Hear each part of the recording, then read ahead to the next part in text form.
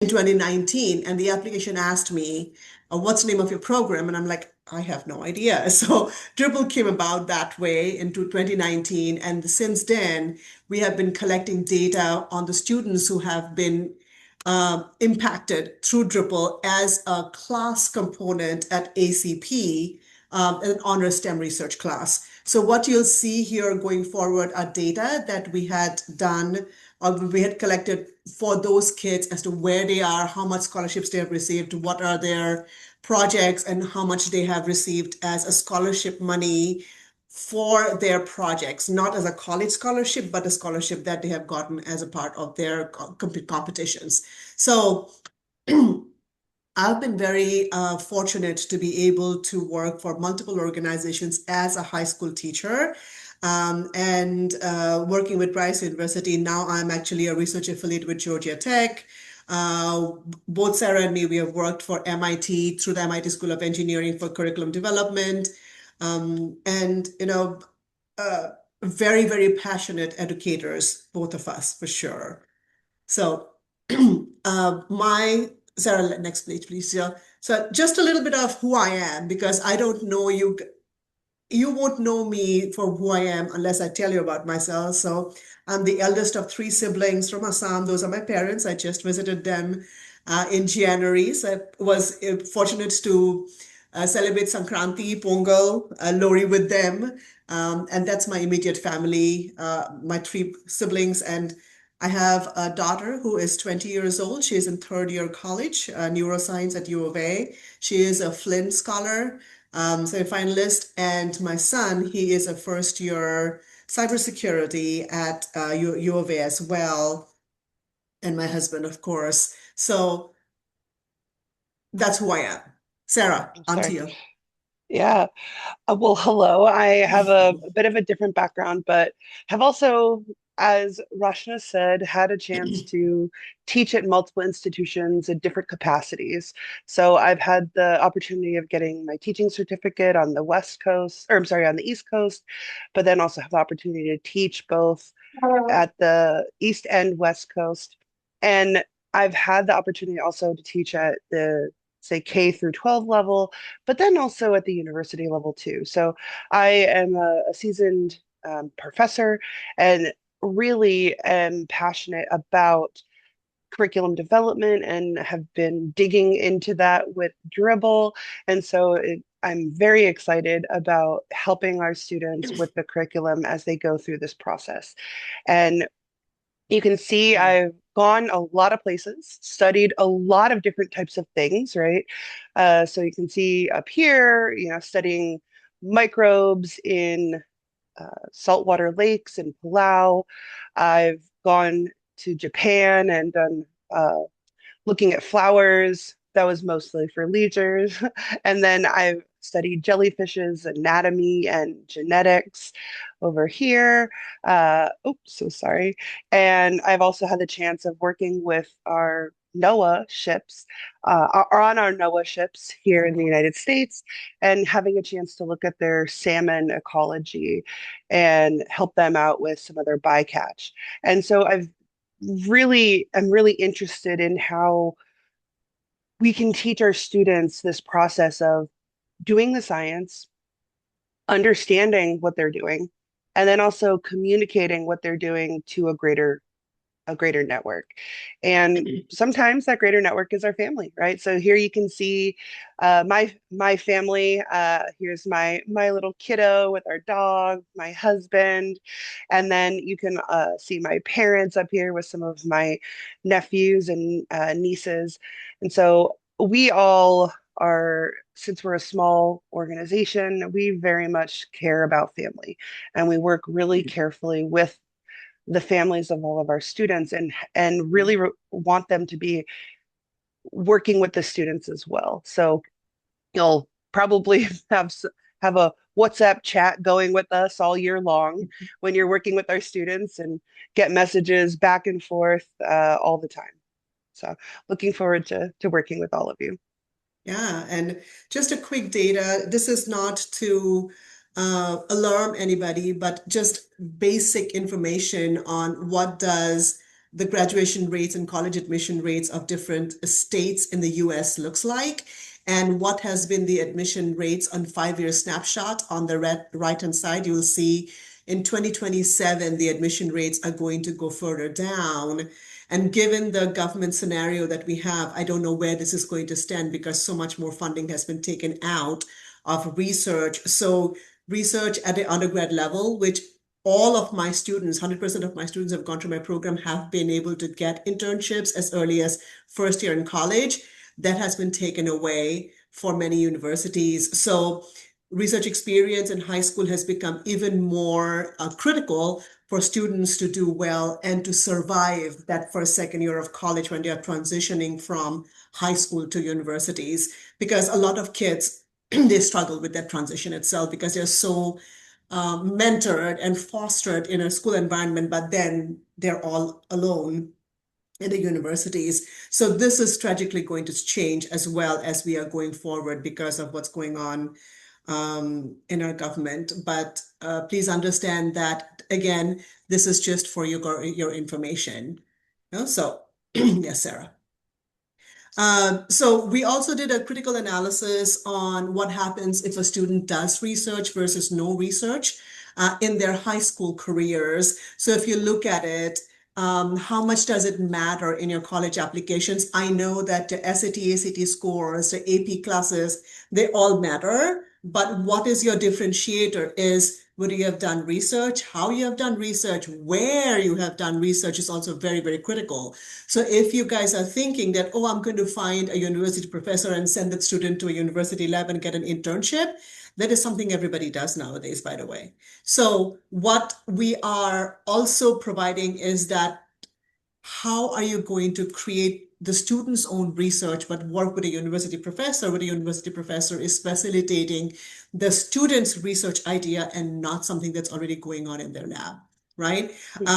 If you look at the right side, the skill assessment comparison, the green spider web is reflective of different indicators, for example, your research methods, data analysis, project management, so on and so forth. And they're all in the 90th percentile, whereas a student who do not do research in the classes are lagging behind as up to 50% in some of those indicators, which is extremely critical for your college applications to have scholarships that will potentially help you financially as well and help the student academically as well going forward in teaching those critical skills and doing well in any class in undergrad as grad.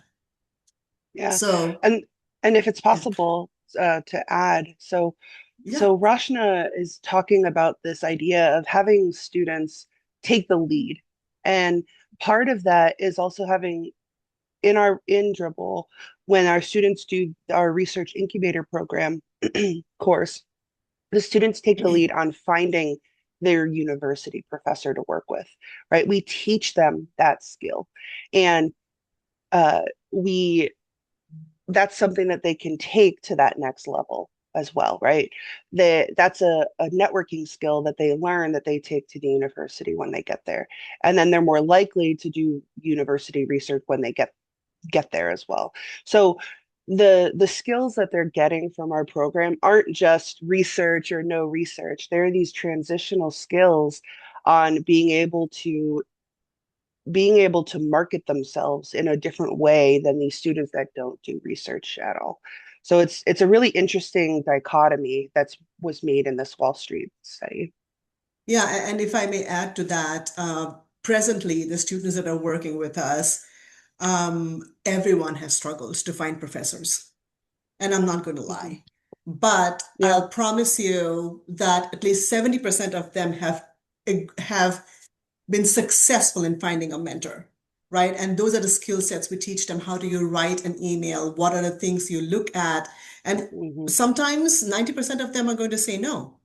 But then you just need that one professor who's going to say yes. And then we have actually also created a network of people who already are willing to work with the students as well. But it's a very critical skill. Anyway, coming back to the PowerPoint, this slide talks about what happens when you are doing research to your merit-based scholarships, your STEM scholarships, your research grants. We actually also teach the kids grant writing in year two.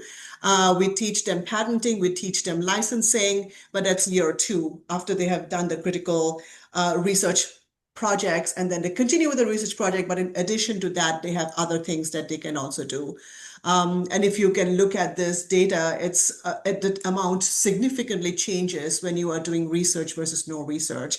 And it's continuous, I mean, on the right-hand side, you see grade 12, and then these kids go on a trajectory where the success rates are much more than what they have seen previously. And this is the data that I have collected for students for the last 5, 6 years, and I've kept track of them as to what they are doing. And every single one of them swears that the critical content that they had learned, including research and innovation early, has helped them get much more bigger scholarships, much more wider opportunities, and also internships in their very first year of college, which is very unheard of, right? Including my own kids.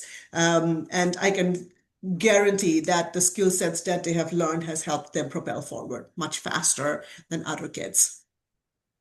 So, but what's the problem? Right? So why are we doing what we are doing? And this is data that was collected by the journal. And if I can help you read this, the two groups of professors who were actually asked, and the two groups of professors are your 2 year college professors and 4 year college professors. They were asked to grade high school students coming into college on all of these matrices, which is conducting research, critical thinking, comprehension and complicated materials, writing. And if you look at those circled ones, it's 4%, 5%, 4%, 8%. And it's sad. Look at the whole orange component where they say less than half of them are competent to go into university and do well. So that is the scary part, and with people, with kids trying to struggle to find opportunities, which is like their opportunities are everywhere now. But what are the true opportunities that help them in these things? It's hard. I have had students whose parents have sent their students to summer programs, which are over $8,000, $9,000 for 4 or 5 weeks at Vanderbilt, at Harvard, and they come in doing nothing. Yes, they will write a literature research paper, but how is literature research connected to the next thing that they're going to do? They have no idea. So when a parent comes to me and says, Rashna, is this a good summer program for my kid? I say, okay, just think about what your kid really wants to do the next 2 to 3 years and see if that is something that you really want your kid to do, and spend that much money where the programs are taught by graduate students or undergrad students. But yeah, it is a Harvard or a Vanderbilt or MIT, but what is the student getting out of it? That is a big question for you guys to ask. Um, but again, what we said, DRIPBL, so this is something that came about in 2019, stands for a process, and the process is Dream, Research, Innovate. Because for me, curiosity or passion-driven projects are something that I believe in, but what has already been done in that particular field is the research component, and then we innovate from it. We come up with real-world innovative ideas of how to solve a problem. But how do we know it's innovative? Because we do a lot of background research, Mhm. right? And oh, Sorry, yeah, go ahead. Sorry. I was just going to say, so this is an overall program where the students and the families that make the most out of the program get the most out of the program, right? Yeah. And because it is a problem project based learning, it's doing that passion project, the students' passion project, and if they're not motivated to do the project, then no one's gonna. I mean, I have a 3-year-old, right? And if that 3-year-old is not motivated to do something, I am not gonna force. No one can force that 3-year-old to do something, right? And you can probably imagine your own student. So if your student isn't motivated intrinsically and you're not able to motivate them, then this program is going to be something that they are going to need that motivation to get that project done. And the families and the student are going to need to be working together along with us as the mentors to get those projects completed. So students and families, like I said, that put the most and to get it out of the program are going to get the most out of the program. So if Yeah, you're looking for something where you want a list of things to do, that's not this program, right? But yeah, this program will give you far more than what those other types of kind of uh, curated programs are. Your student and you and your family are going to get so much more if you're willing to put that in. yeah, yeah. And that's what we said, right? We are going to create individual WhatsApp groups with your student and you to keep you guys in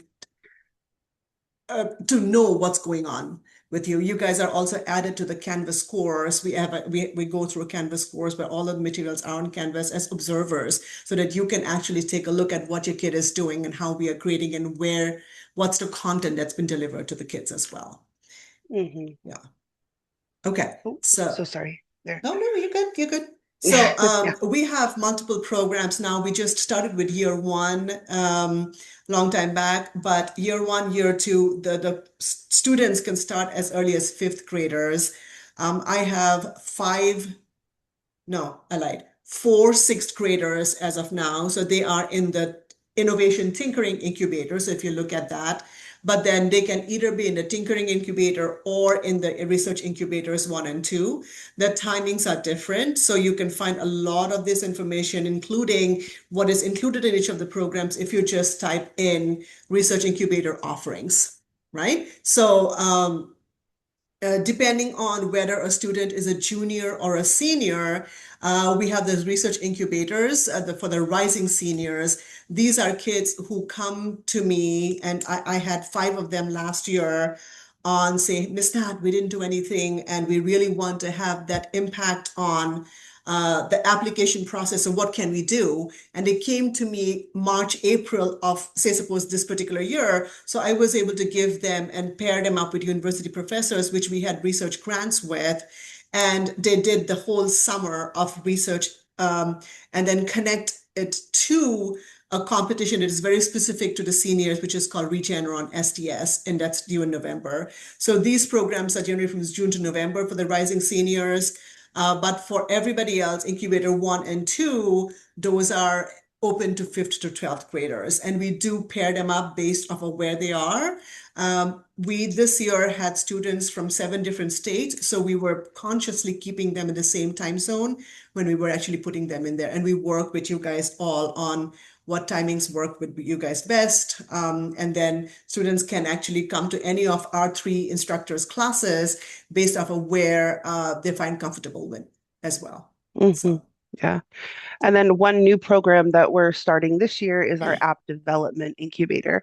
And this is going to be one that we're going to be having multiple sessions. It's more of a short-term session. So it says May to March, but we'll be having uh, it's a shorter, say 2 to 4 weeks, depending on the session, and we'll be offering it multiple times. So this is something that if you're looking for like a short-term experience to maybe add on to, say, the research incubator, it would be a really good addition. Or if you're wanting your student to compete for the Congressional App Challenge, or there's another one called the excuse me, Technovation, the yeah, we have the Technovation, Technovation. yeah, thank you. The Technovation Girls App Challenge. That's also another challenge that's in the spring, specifically for young women. So, there's these different types of competitions that each of our different programs that we have help students to target pretty much. So, because we always want the education component to have uh, an impact as well, right? So Yeah, for example, it's going to be helping your student build their college portfolio, right? yeah. So I think if we look, Yeah. yeah. And another thing, Sarah, if you can go back Oh, quickly. yeah, for sure. Sorry. So Let talking me go about the back. private mentoring incubator, once Oh, we are full with all of those, so like I said, we only have 120 slots per year. We don't want to overdo ourselves because we know our capacities. The private mentoring is something that students who are either past second year or needs one-on-one training. That's what we do for in private mentoring. We meet once in 2 weeks, but then it is extremely catered to the student's project. And these are primarily students who have already won at ISEF or won at a state fair and wants a little bit of one-on-one mentoring to figure out what can we do this? Well, how can we make it unique? So they work with us, Sarah and me, individually one-on-one. The other group classes for research incubators are groups of 10 kids, and that is designed purposefully that way because the students can listen to each other and learn from each other. Some of the kids get embarrassed, which is great because now they learn how to not get embarrassed when somebody picks on them. And that is a skill that you will learn when you're presenting to judges in your science competitions as well. Right? So, yeah. Yeah. Great points. Yeah. And so, oh, it looks like the my screen is cutting some things off. So I'll kind of start at the bottom here. So because we were talking about the student portfolio. And so overall what students will receive from the program, like what the benefits will be are they'll get a certificate, right? So they'll be able to add a literal certificate from the program into their college portfolio that they'll be able to share. And then they'll also be completing their project. And again, right, it's all student driven. And then they'll be competing with their project at least at one competition. So this could be something like the school competition, or it could be them taking it from the school competition to the regional competition to the state competition to ISEF, right? Or whatever the equivalent is based on their age. So if they're younger, Thermo it could Fisher. be Yeah, Thermo Thermo Fisher. Fisher. Exactly, yeah. And then once the competitions have kind of subsided, what we do is we work with the students to write up their research into a research paper. And so for some students, they want to continue working on their project.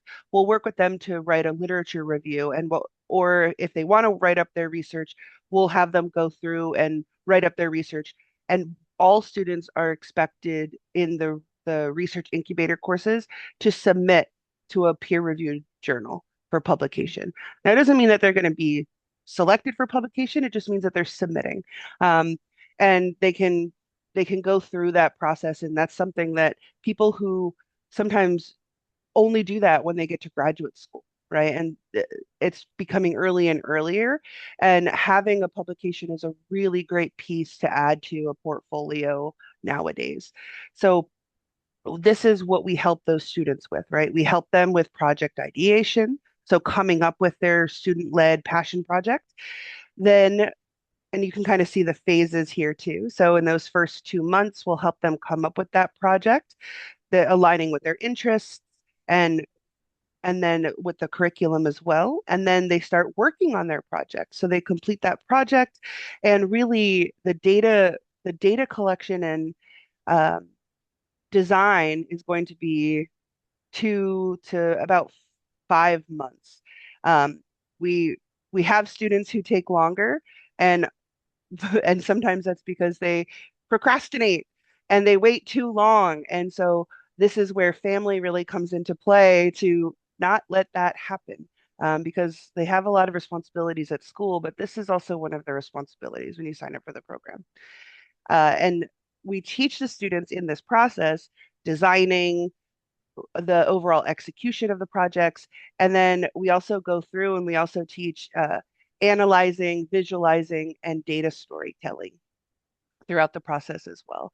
And then we also teach concluding communicating. And this is really what helps the students prepare for the visual aspects of the competition. So it could be, again, their local, regional, state levels of those different competitions. And then again, that publication. So during that time, we're really working with the students on a multitude of levels and helping them prepare on a multitude of things. And one aspect that's can be pretty complicated is all the paperwork that goes along with the competitions. And if you talk to some of the students and parents that are in the cohort now, I guarantee you they'd say, oh, yes, Rashna and Sarah have definitely helped me with the paperwork, and Dr. Dan has they've really helped me with the paperwork. That I don't know if I would have known what to do. And so that's a really big area where in the first couple of months we really want to get as much of the paperwork done so we're not waiting last minute to get all those things completed. Yeah, But and if I oh, may sorry. add to that, Oh, yeah, yeah. Sarah, Yeah. we actually have collaborated with an organization called Data Classroom, and they have given us free access to some points for analysis tools that we need for students to understand what kind of data analysis do we actually do. And they have come forward in helping us, along with our organizations that we are constantly looking for partnering with to create opportunities for internships, opportunities for student project, and like I said, continuous progression of what can we do next? What can we do to help these kids more and more and more? So there's always, we are never stagnant. Sarah and me, we are both extremely passionate about what we do. So yeah. And the overall expectation, right, is we're always working, right? So Rashna and I will always be working to help support your students. And the expectation is also that the students are going to be working 3 to 5 hours a week outside of the classroom. So we meet once a week with the students, and that's where we'll go over content. They can share project check-ins, especially during these group sessions. And then when the students are outside of class, they have some homework assignments, but all the homework assignments help to contribute to project development, or getting to the point where, you know, we're following a general timeline, like something like this. Now, this timeline was stolen for a specific collaboration with a potential another university, but you can see on this one a little bit more laid out, month by month, what it might look like.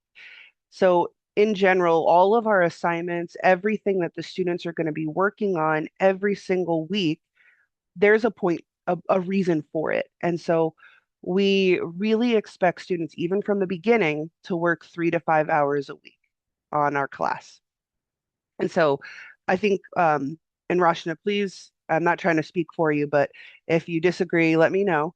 No, But no, no, I no. would say for dribble students, the most effective dribble students in the program and the ones that succeed the most follow that timeline. They Yeah. actually work 3 to 7 hours a week starting in July. And they do that consistently, follow follow this timeline so they're not procrastinating.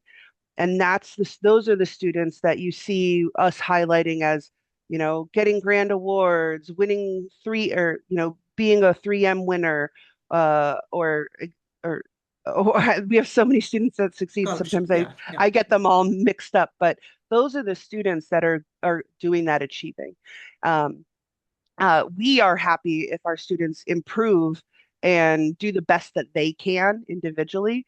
But I know parents always want a little bit more. So, uh, and always want their student to succeed as much as possible. So if that's the expectation you're having for your student, then really helping them, sit down and do that work every week is going to be a really big help from on our side, as well, so we can have all of our students succeed as much as possible. Yeah, and just getting to this is a timeline that I created for the Arizona Science and Engineering Fair, where I was a co-director for AZSEF last year. And this is something that you will see in AZSEF website as well, where I had broken it out based off of my experience, what the students should be doing to finalize everything. And if you look at January, February, most of the students' projects in Arizona are due by January, depending on which school they are going to. Last November, students in Texas had their deadlines in November. New Jersey had their deadlines in November. So we actually Yeah. had the students work that plan out so that they could figure out where and how they would need to experiment to meet those critical deadlines that are different in different states. Students in North Carolina were different, students in Washington were different, students in California were different. So all of those are set out as early as July, August, so that the students know what their deadlines are and where they stand in that kind of experimentation. Given that if you are a basis student in Arizona, your deadlines are not until late February. So those are the kids who start procrastinating. And I'm like, no, no, no, no, no, get it done so that we Yeah. have a mock fair in February, and it's first week of February, where students will present them and they'll get positive feedbacks from the community as well. So we make sure that they are doing everything that they need to do to make sure that they are gaining a lot through that process. Yeah. So yeah. That's a really good point. And overall, we have students that compete in a multitude of different fairs or different types of competitions, and we help support them in as many ways as possible. So, for example, we've had students compete in a podcast challenge from NPR. We've had students, go and place at Genspiration Inspiration. Foundation. We have had students have many nominations at the Thermo Fisher Junior Innovators Challenge. This is one for the ones that the middle schoolers go for instead of ISEF. Um, and then this is typically the high schoolers. So they call it the senior, but it's not just for seniors. It's for uh, ninth to 12th graders. And so um, this is the international one that students are aiming for. And then we have a bunch of other competitions, and we haven't even listed most of them, honestly, that are here. So, like we said, students will compete and they can choose where they want their project to go. Many students will use their school competition and see how far they get. And that's great. Some will um, if they work as hard as they can uh, and make as good of a product and they don't get past the school competition, that meets the requirement of our program. But we will say many of our students are more tenacious than that. They'll take their product, if they make, say, a prototype or their project, if it's something that's more wet lab based, and they'll take it to another competition that's outside of, say, the regular science and engineering fair competitions. So we have really tenacious students that are always looking for competition options. So most of them will compete in multiple competitions, but we only require them to compete in one. Yeah. And then, oh, sorry, you wanted to add more to. Yeah, just the fact that, the students don't have to do multiple different projects for different competitions. It's the same competition, sorry, same project, but Right. they adapt it to meet the requirements of different competitions. So it's basically like killing multiple birds with the same stone, right? It Yeah. could be, so the students not just do end up with science projects, they end up publishing it if they get peer reviewed well, and we make sure that they write it in a way that they are looking at what the requirements of a peer-reviewed journal is. Now, you can pay to get it published where there's Oh, no here, I'll peer go review, right? But here. there's I'll go to this also, one. yeah, so this is something that is a peer-reviewed journal, right? Which means that university professors, industry experts will read the student's project and then end up saying yes or no to publication. What we do is make sure that the students are following those guidelines that are required for the minimum qualification so that they would actually end up having a chance to be peer reviewed by university professors and then get published, right? So this is just one journal. We have multiple journals. This is absolutely free for the students, but there are multiple journals that students can apply for, and we make sure that the students are applying for. So they're Mhm. not just applying for publication, they're not doing research, they're also doing TEDx talks if they get qualified for it. They can get they've done international best-selling books, and we'll talk a lot more about other things that the students can do with the same exact project if they do it well. Yeah. And the reason that we have the program built the way that we do, and we help students find different projects and ways to find that their project to have a greater impact is because that's what colleges are looking for, right? They're looking for what are your interests And how have you built those interests into a multitude of your different activities? That, they're not looking for, well, do you do an hour here of volunteering at the hospital that's disconnected from your other activities? They want everything to be interconnected in some way to show that you have breadth, but also that you have a passion that drives you.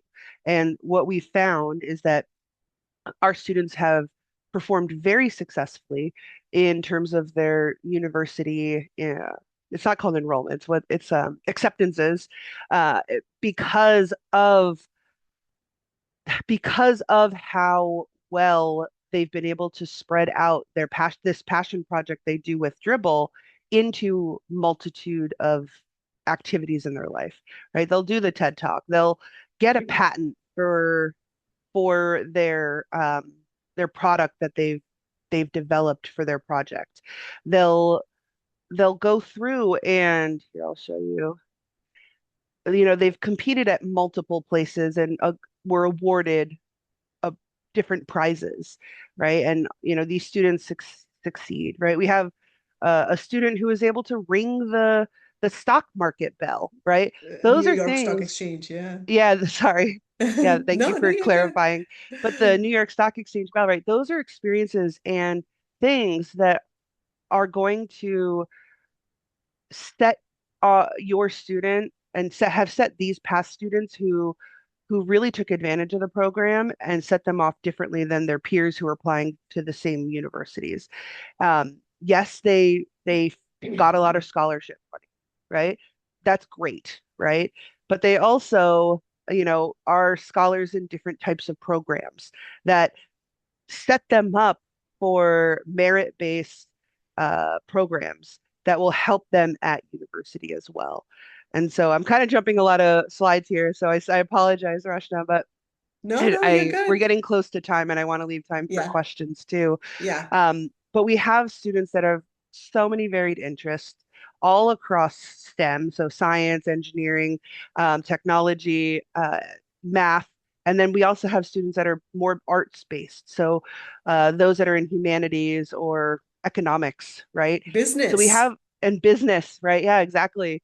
And so we work with students in all of these regards, the and they do really well, right? They write books, they have startups, um, they go through and have started not just startups, but maybe they have a nonprofit and they're working with other nonprofits. And Dribble is overall, when we work with a student, we said that the program runs, say, from July to April. We don't really stop there. So if one of our students starts a nonprofit, let's say, or a startup, and it's something that we believe in and that we want to help them with, we will support them, right? So you can actually see some other nonprofits that we've helped support. We help with conferences, help to find professors to speak at it. So we work with our students past just that time frame because we believe in them and we want to support them throughout their whole, you know, their development process to get to university or get to a career. So there's a lot of things that are the impact of Ripple. And I know Rashna has probably hours more she could talk about all of this. No, I mean, and this is again not inclusive of this year's data, by the way. So we have more scholarship monies, and the scholarship money is inclusive of students who are as young as ninth graders who have received these scholarships. When they go to these competitions, the money that they receive as scholarships are good for 10 years. So they don't have to be seniors to be able to get scholarships. So just understand that special awards, special. So lot of opportunities here, which a lot of parents don't understand, kids don't understand. This is not just an after school program. This is not just an after school club or an after school curriculum that the kids do. This is what I have seen has impacted the kids multitudes of different ways. And parents, and we will be starting to put testimonials up as well, video testimonials of parents who have mentioned how much this has helped them and their kids. So,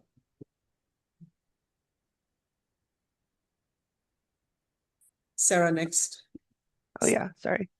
Yeah, This is kind of redundant, but um, yeah, I think where we're at for our scholarships is 17.9 yeah, right now. it's changing. Yeah.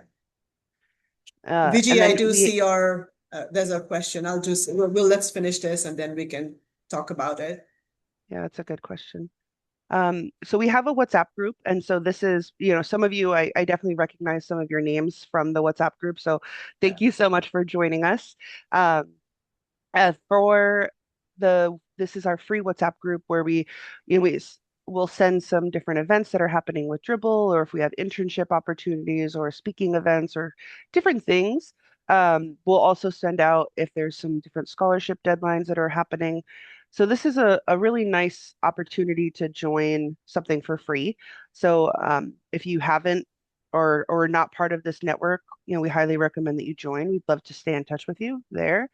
And then we also have this QR code that will take you to our registration that's currently open for all of our incubators. So for all of the different incubators that you heard about earlier, and also in the PDF that I posted into the chat. So all of those incubators, if you go here, you'll see that there's a 10% early bird discount before if you register before January 31st. So this is in general kind of what we have to offer. Uh, we have some other slides, right? Just to show you like our students do TED Talks. We have collaborations and we've gotten awards. Just for Dribble. Some of our students do internships that we work with them based on their interests, or they do observerships that we help them with. Some of our students work with this other nonprofit that we work with as well to start chapters at their high schools.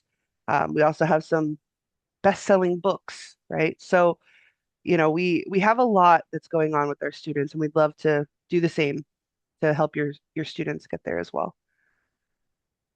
Thank you, Sarah. And I have two questions here. Vijay, for you, could you elaborate on how triple students who are interested in business and tech specifically, if they're interested in MNT programs? So yeah, so students, so I'll give you an example of a student in New Jersey who is working on teaching a trading app.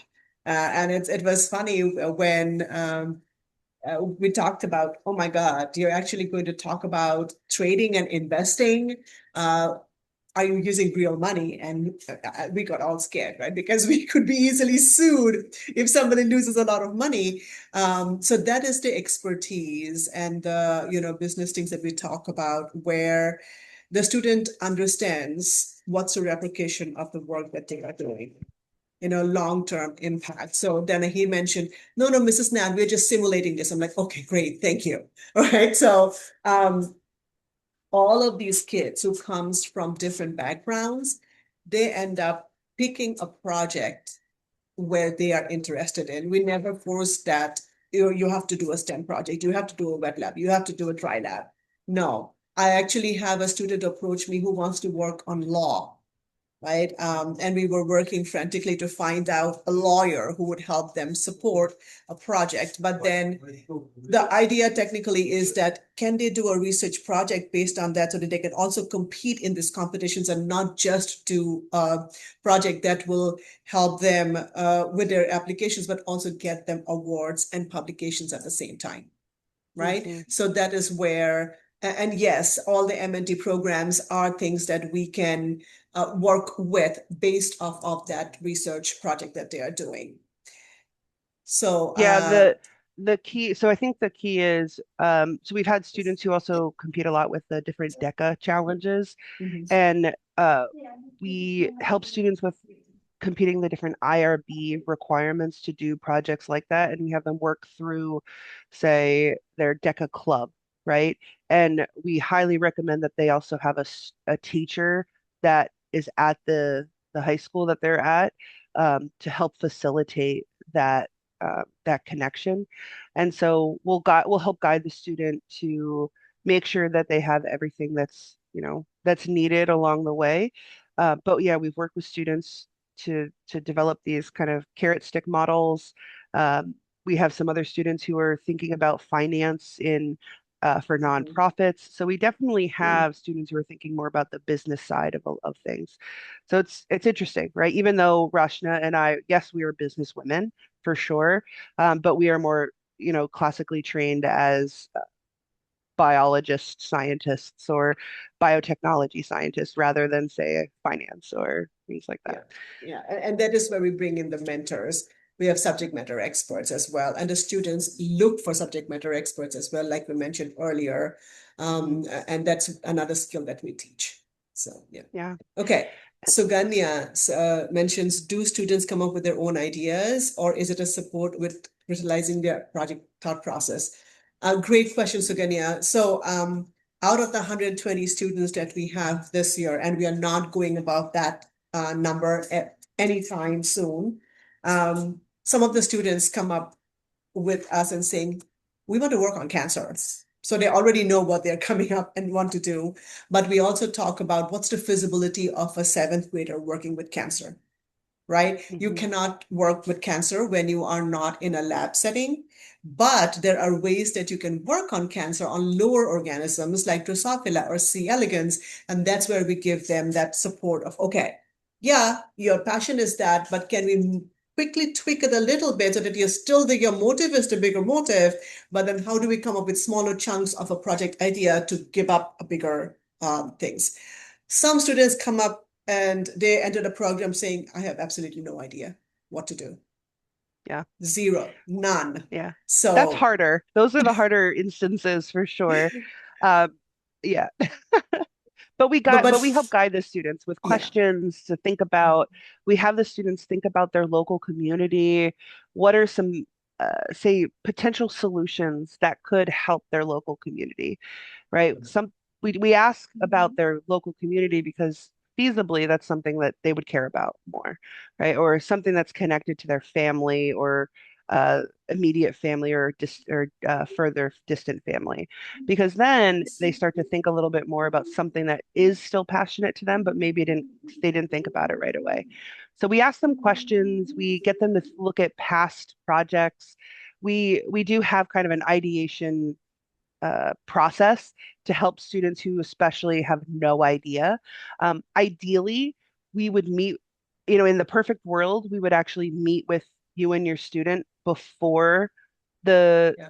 before we even start, because it would be great to come in with a little bit more of an idea. Before the program starts, what we do is send out like a an idea probing worksheet to help the family and the student talk about some different ideas that they might be interested in. But overall, yeah, we work with your student to get them thinking about the idea, and that's something that's always helpful. So we do help them to find that passion, because a lot of them, they're not clear about what their passion is. And honestly, there's some students who it's a lot easier to help them find their passion, and some and it's a lot more difficult. And it does get to a point during the over the course of our program where we're just like, okay, hey, so and so, we're trying everything here. Like, are you trying everything to try to figure out what you're passionate about? And they'll say, I don't know, and so at that point, it's like, are you really thinking about this 3 to 5 hours a week? And then we really have to sit down with the parents of the kid, the parents and the student, and then really think about it a little bit more carefully. Yeah. And passion is a big word, right? So it changes. We typically try to say, is it a curiosity project or your passion project? And every year they change. So depending on where the kids are, and we have Yeah. strategies to bring that out in kids, like top five. Tell me what you're curious about. And then we talk about what the feasibility of that project is. Because you're right, Aparna, their kids are not clear about what they really want to do and what they want to pursue. And they see this as an opportunity to do well in college and just enter. And some of them really struggle with it because they're not ready to do that yet. So, Shivi, how does this program? Okay, hold on. Let me. Well, it. So, AI and cybersecurity. I'll tell you. This one kid, ninth grade. He is working on quantum computing. Yesterday, I met with a mentor at Pongal Sankranti ceremony, and the guy told me like, "Oh my God, this guy is a genius." I'm like, "Why?"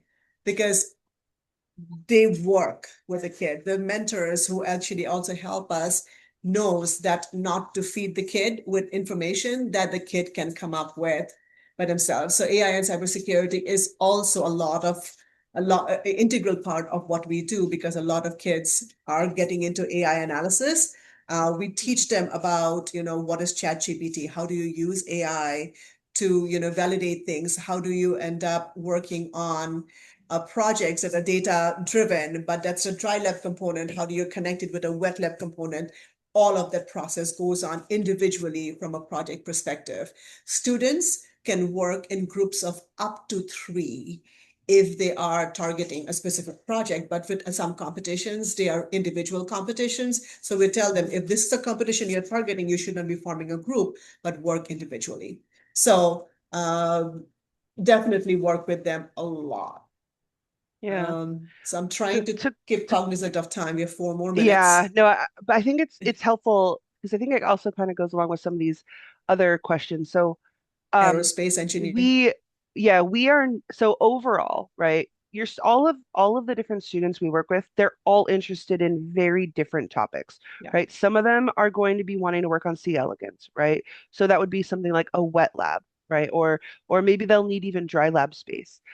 We have a student who's actually thinking about creating right now, trying to develop a different type of fuel for aerospace, right? So we have and like Rashna was saying, we have students that are thinking about AI and cybersecurity and finance, right? So all of our students think about very different topics.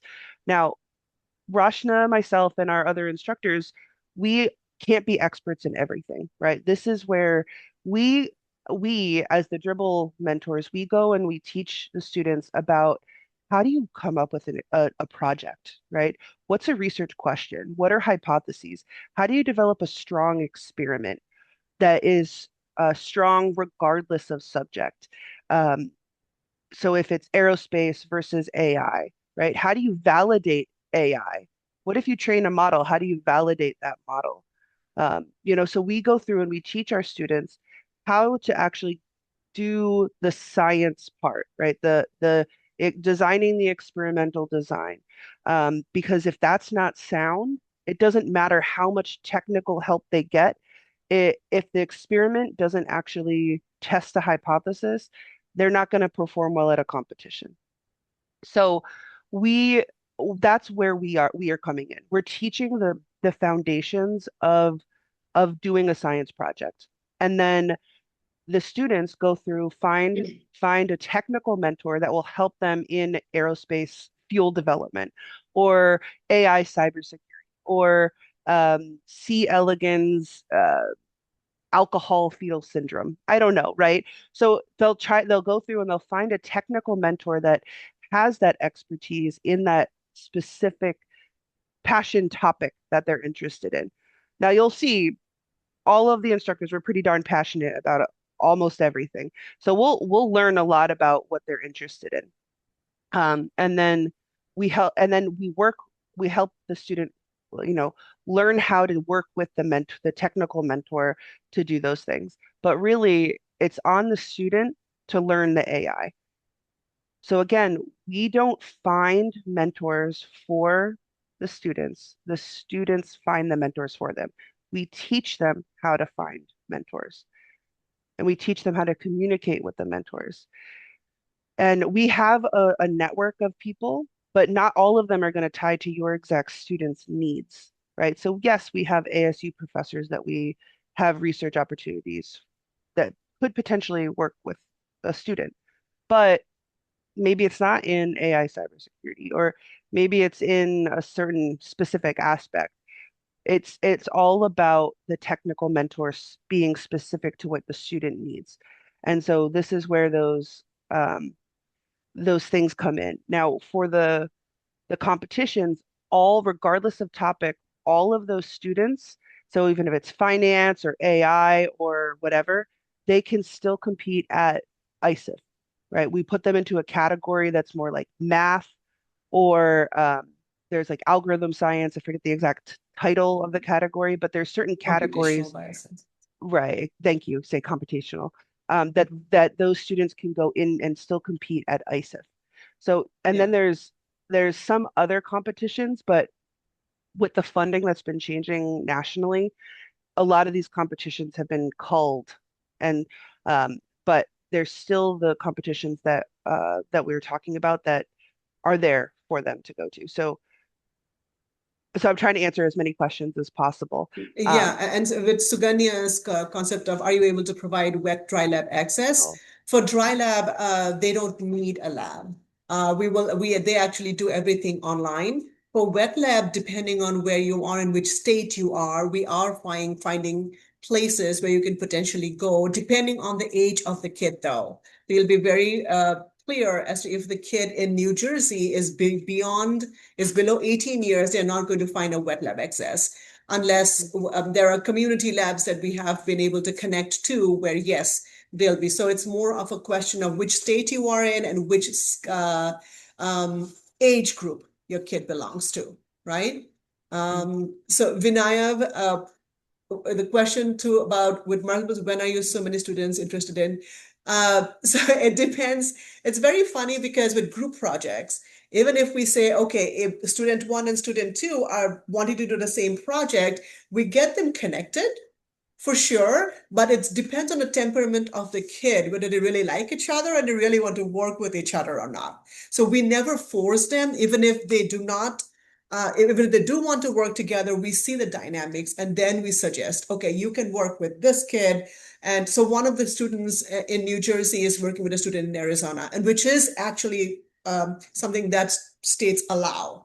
Not all states allow, however, that's another level to that, but we do those uh, partnerships as well so that they can actually get most out of their competitions and their projects. mhm, Vijay, what kind of competitions do finance tech related projects AIC? They actually can all enter into ISEF.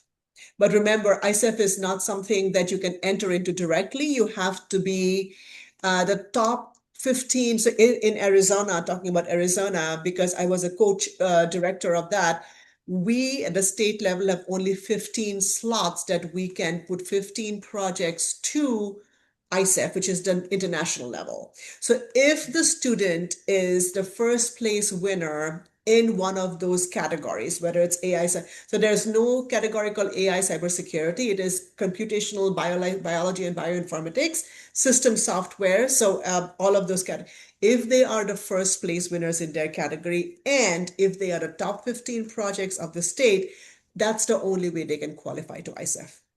There are some regional fairs that also send students up. For example, one of the regional fairs in New Jersey, they sent 3 projects, so top 3 projects, and they have to be first place winners for most part. Sometimes the second place winners also go, provided there are no other first place winners that the project the judges want to send to ISEF because they think the chances of winning is much less than a second place winner in that same very strong category, right? And mhm. this has happened to AZSEF last year and a couple of years where my students who were first and second place winners have also gotten to ISEF and F1, right?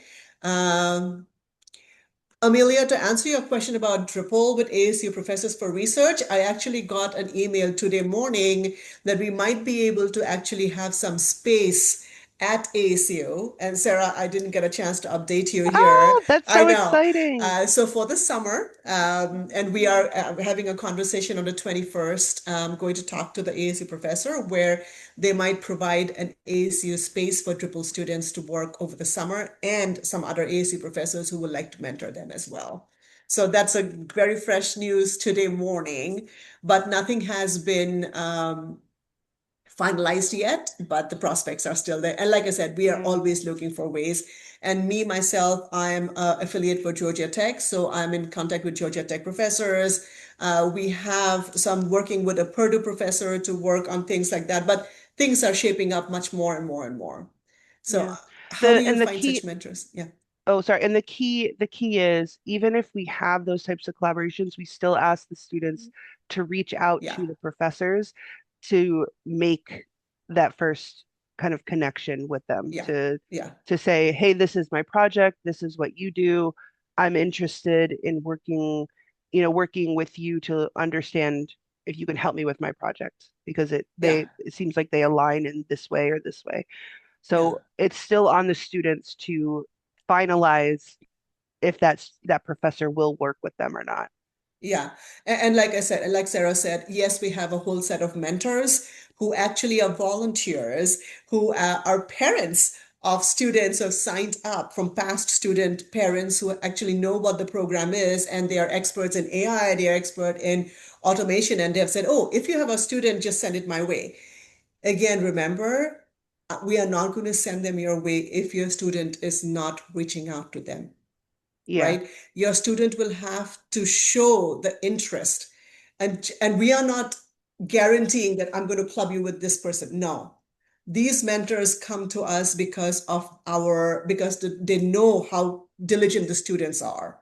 So if the student understands, and they can ask, Miss Nat, I'm having a hard time finding a mentor. Do you have anyone who could help me? And I'm like, okay, yes. Now reach out to this person, right? So we do yeah, that, but not before they have done their due diligence, for sure. yeah.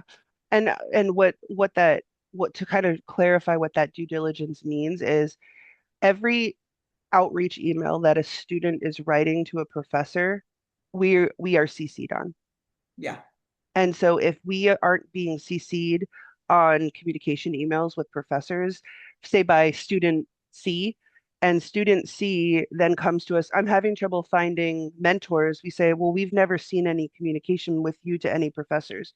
It looks like you haven't reached out to anybody, yeah, right?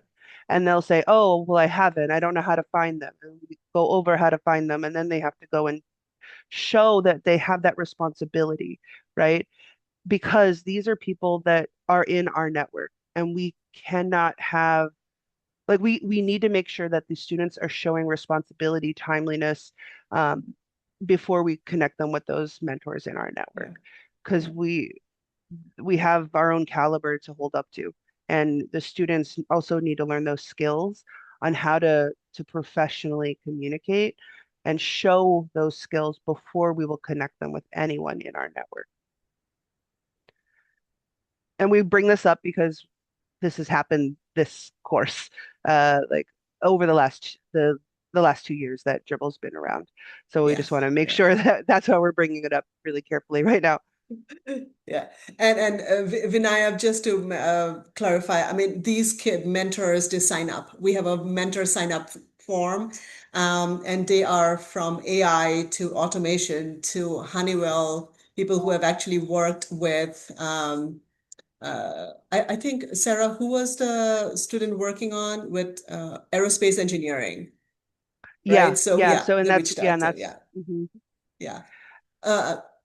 Uh, when does the program start? The program actually starts in July, but if we are full, like I said, we have 120 kids. If we are full next month, we will stop taking students next month. So, and we are recruiting passionately. The kids have reached out to us, multiple parents have reached out to us. So the program officially starts end of July, and we go all the way up to end of April to make sure that we have covered all the bases of school year, and also the competitions that they go through, including ISEF. So how many, so I think there is another question. Hold on. Yeah, so how different is How this from different? students approaching mentors themselves, cold emailing? Um, it's not so depending on when you ask that question, it could, I don't know exactly what you're referring to, but when we originally have students emailing technical mentors, it's not, right? It is cold emailing, but it's they have us as their mentors there on the emails as well.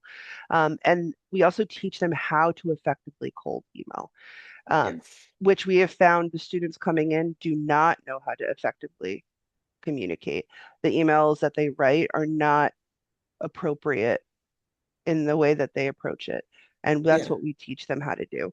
And then they also have us as a network, or I should say, us as the company to say, oh, I'm working with this company.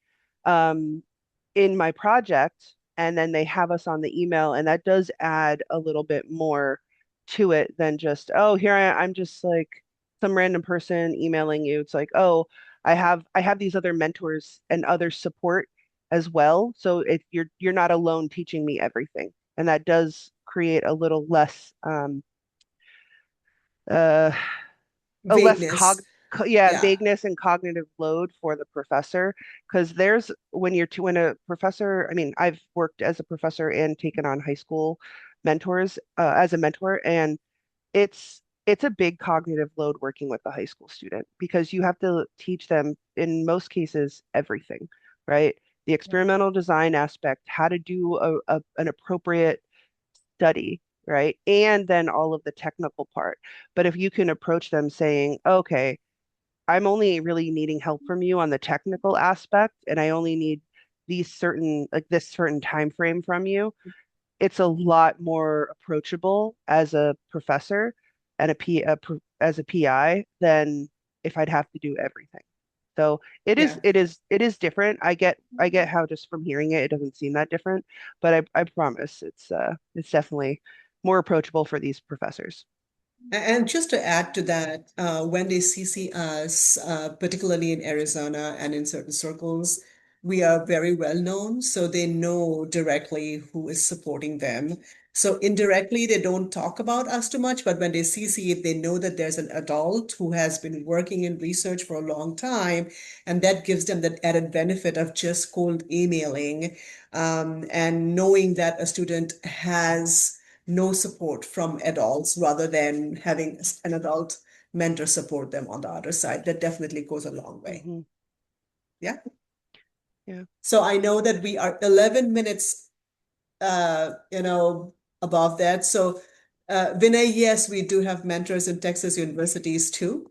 And we are working with certain other organizations as well to help support that. We have a professor in Alabama, we have a professor in a couple of professors at Georgia Tech. So, yes, we do. And we are working with professors at Rutgers University as well, to make sure Hmm. that they understand who those kids are when we send them to Yeah. them.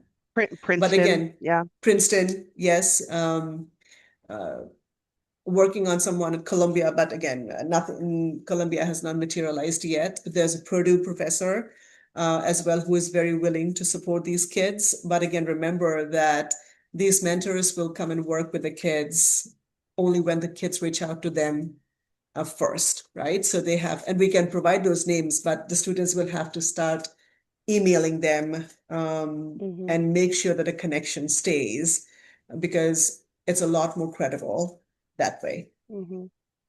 So, Yeah. And so to kind of finalize, right, we are so excited that uh that we've had a chance to chat with you. I know at some point there were 11 of you or 13, now there's 9. Before we yeah, lose everybody, we want to say thank you. We thank you. also want to say yes, we will work to get students whatever resources they need and support they need.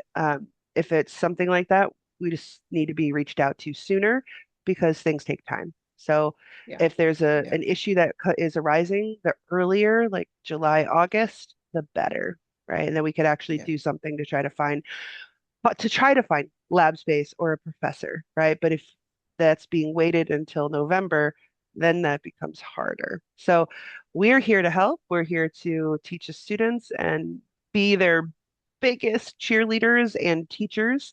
Um, I don't know what else, but there's that early bird discount. We have our WhatsApp group. Um, if you haven't checked out our Dribble website that Rashna just put in the chat, please do check it out. There's so many other opportunities. Even if your student isn't in a Dribble incubator, there's so many other ways to get involved through our internships, um, through podcast. podcasts. Yeah, so we're always looking for ways to get student voices heard.